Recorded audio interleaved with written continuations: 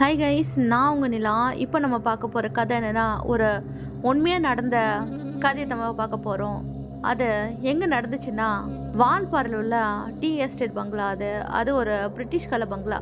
அந்த பங்களாவுக்கு தான் நம்ம விஸ்வாங்க தங்க போகிறான். அவன் ஒரு பெரிய கம்பெனியில் மேனேஜராக இருக்கான். அவனுக்கு எல்லா வேலையும் அவன் தலையில் விழுது. என்னென்னா, பயங்கர டென்ஷனு, ஒர்க் ப்ரெஷரு, ரொம்ப ஸ்ட்ரெஸ்ஸு. அதெல்லாம் போக்குறதுக்காக ஃப்ரெண்ட்ஸுங்களோட போயிட்டு என்ஜாய் பண்ணலான்னு சொல்லிட்டு பார்க்குறத விட தனியாக போயிட்டு டைம் ஸ்பெண்ட் பண்ணுறதாங்க அவனுக்கு பிடிச்சிருக்கு. அதனால அவன் அந்த பங்களாவுக்கு போகலான்னு முடிவு பண்ணி அங்கே போயிட்டு ஸ்டே பண்ணுறான். அப்படி அங்கே போயிட்டு சாப்பிட்டுட்டு ஒரு கப் காஃபி குடித்தா நல்லா இருக்குன்னுட்டு அவன் ஒரு கப்பில் காஃபி எடுத்துகிட்டு அங்கே இருக்கிற பால்கனிக்கு போயிட்டு அப்படியே அந்த கொஞ்சம் அழகை பார்த்து ரசிச்சுக்கிட்டு கொஞ்சம் கொஞ்சமாக அந்த காஃபியை குடிக்க ஆரம்பிக்கிறான். அப்படி குடிச்சுக்கிட்டே பார்த்துட்டு இருக்கும்போது அங்கே ஒரு பனி மூட்டமாக இருக்குது.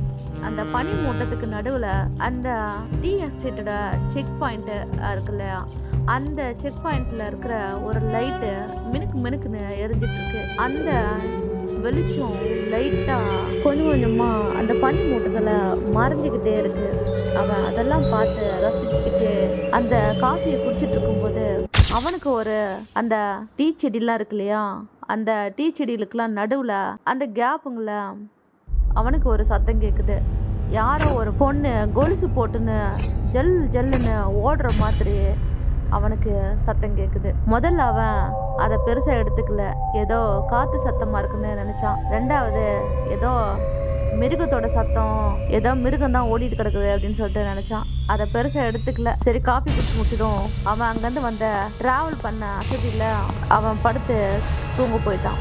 அப்படி தூங்குனதும் நடுராத்திரி ஒரு 2 மணி இருக்கும். விஸ்வாவுக்கு தூக்கத்தில் ஒரு மாதிரி உஷ்ணமாக அவனுக்கு ஃபீல் ஆகுது. கண்ணு முழிச்சு பார்த்தா அங்கே ஆன் பண்ண ஏசி ஓடவே இல்லை. யார் இதை ஆஃப் பண்ணியிருப்பா, கரண்ட் இல்லையோ அப்படின்னு சொல்லிட்டு கண்ணு முழிச்சு பார்க்கும்போது அவன் தூங்குற ரூமோட ஃபேனு ஓடலை, ஏசியும் ஓடலை. ஃபுல்லாக பச்சை கற்பூர வாசனையாக வருது அந்த ரூம் ஃபுல்லாக. அவன் தலைமையில யாரோ குனிஞ்சு அவனையே பார்க்குற மாதிரி ஒரு ஃபீல் இருக்குது. மெதுவாக திரும்பி பார்க்குறான்.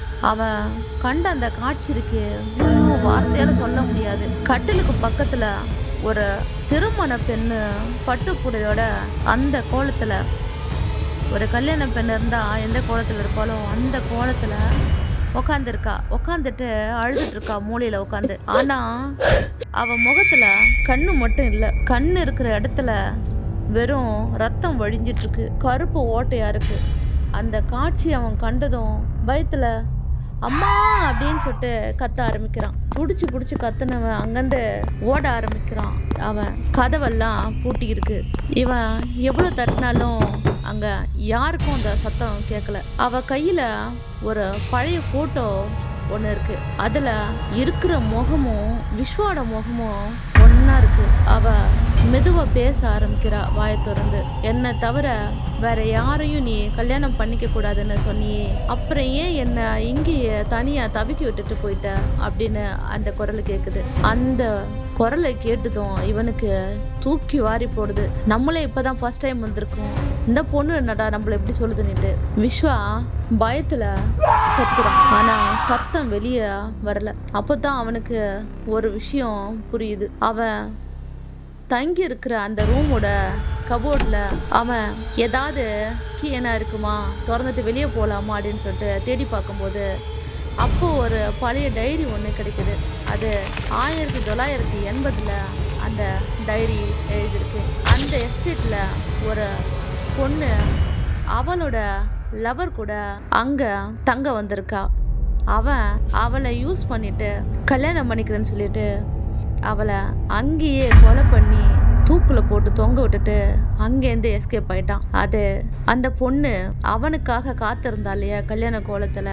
இப்போவும் வால்பாறைக்கு போனா இன்னைக்கும் அந்த எஸ்டேட்டில் ராத்திரி நேரம் போகிற யாராக இருந்தாலும் ஒரு பட்டுப்புடைய கட்டிய பொண்ணு ஒன்று யாரையோ தேடி ஜல்லு ஜல்லுன்னு நடக்கிற மாதிரி சத்தம் கேட்கணும் அங்கே உள்ள மக்கள் எல்லாரும் சொல்கிறாங்க. விஸ்வா அந்த ராத்திரியே வண்டி எடுத்துட்டு அங்கேருந்து ஓடி வந்துட்டான். ஆனால் அவன் காரோட பேக்கில் இப்போவும் அந்த பச்சை கற்பூர வாசனை வீசிக்கிட்டே இருக்கு. ஆனால் அந்த பொண்ணு இவனை ஒன்றும் பண்ணலைங்க.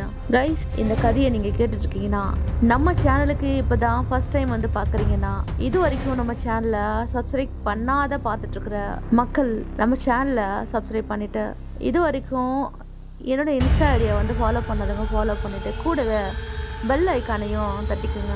அப்போ தான் நான் போடுற ஒவ்வொரு வீடியோவும் உங்களுக்கு வரும். கைஸ், இந்த கதை எப்படி இருக்குன்னு சொல்லிட்டு பார்த்துட்டு கமெண்ட்ஸ் பண்ணுங்கள். Thank you guys. இந்த ஸ்டோரி வந்து பார்த்துட்டு இருக்கிறேன். உங்களுக்கு இது வரைக்கும் நான் சொன்ன எல்லாத்தையும் கேட்டுட்ருக்கேன். உங்களுக்கு நன்றிகள் பல. வணக்கம்.